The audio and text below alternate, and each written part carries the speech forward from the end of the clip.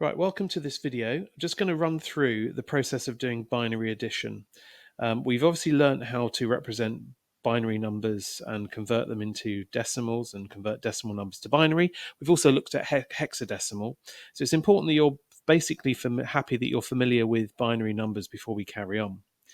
As mentioned at the top of this page here, we already know how to do adding up. All right, so we're just going to start off with a very quick decimal example just to make sure we've got the principles of how we do a normal sum in decimal, and then we can move on to look at binary numbers and see how that works. So don't be scared. All right, this is going to be hopefully a nice, easy approach.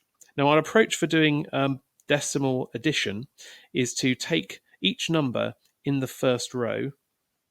Okay, so in this case, I'm going to take the 4 and the 8. That's the ones in this row. And I'm just going to add those together in my head. Now, adding 4 and 8 together gives us the answer 12. Now, obviously, the problem is we can't represent more than 0 to 9 in this column here. So we have to work out how we're going to actually write our 12 down.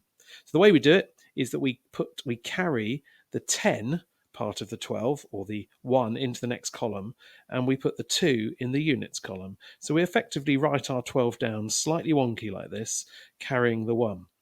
All right, now just to emphasize, of course, that depending on how you're taught at primary school, sometimes you put the carry in this position, or sometimes you put it just underneath the digits. And that's the way I'm approaching that here. All right, I've got my extra little box here for putting in those digits. So we've got 12 there.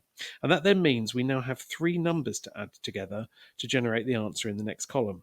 So 8 and 7 is 15, plus 1 gives us a total of 16. So we write our 16 with the 6 going in the units column and the 10 part of the 16, or the 1, going into the next column. And so that means in this final column here, we actually have 9 and 1.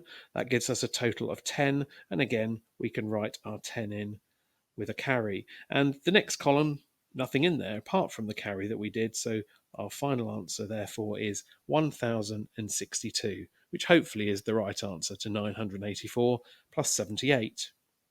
So one thing to show at this stage is that the writing on this page, which is in the content library for you to look at, can be accessed by pressing the replay button in the view menu on the OneNote for Windows 10 app. Notice this only works in the app. It doesn't work on the web app yet.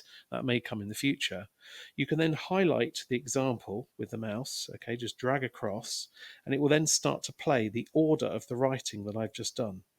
So notice you can actually you can pick up that slider and gradually move it forward and see the order in which I wrote those numbers. And that may well come in handy with the examples that you see in a few moments. A little cross in the top right-hand corner allows you to get back to the normal page. So that replay option works on any inked page. It allows you to see the order in which stuff was written, which is far better than just seeing the final answer. Okay, let's have a look at a couple of binary examples then. So here we have essentially 6 plus 3, and hopefully we're going to get the answer 9. 110, that's 4 and 2, and 1, which is 3, 2, 2 and 1. So these two numbers, we already know what they're worth, so we're kind of expecting an answer that's worth 9. And at this stage, we can sort of imagine what 9 would be. That would be a 1 in the final column over on the left, and a 1 in the ones column, giving us 8 and 1 as 9. Let's see if that comes true. So let's do the same approach. So we're going to add together 0 and 1. Now, 0 and 1 obviously gives us a total of 1, and in binary, we can easily represent 1 in that column. So we don't have a problem with this column. That sum has worked perfectly. However, when we come to the next column, we have 1 and 1 giving us an answer of 2, which of course in binary is 1, 0. And that means that we have to take the same approach that we used in decimal. I need to write my 1, 0 by carrying the 1 and putting the 0, the units, in the units column, or in this first column. So we've got 1, 0 written down, but we haven't actually been able to put those together in the same box. We can only put 1 digit in each column, of course. And so this next column now has also 2 1s, which gives us 1 and 1, which of course is 2. And again, we can write in our 1, 0. And the final column just has a 1 in it. So our final answer is, as we hoped, 1, 0, 0, 1. So 8 and 1 giving us 9. So we can happily tick that off as being a correct answer. Let's try a slightly tougher example, a few more ones here. Let's just add those together. Well, we got the same situation in this first column. 0 and 1 gives us a 1, okay, in that column. Nothing to carry. 1 and 1 gives us a 2, so that's a 1 followed by a 0 in the correct column. This column has just 1 to add in, so that's easy. We just stick the 1 in, that's the sum there. And this column has 1 and 1, which gives us a answer of 2. 1 carry 0 carry a 1, or 1 0. And this final column then has a 1 in it. And so we're looking for this to be, this is 10 and this is 11. We're looking for this answer to be worth 21. So we have to just check which column headings these are. That's the 1, 2, 4, 8. That's the 16s column.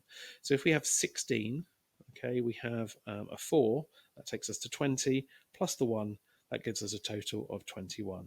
So pretty confident that's the correct answer. So essentially binary addition is just the same as decimal addition, but with the, just like we're used to with binary, the need to go on to the next column a lot quicker than it is in decimal.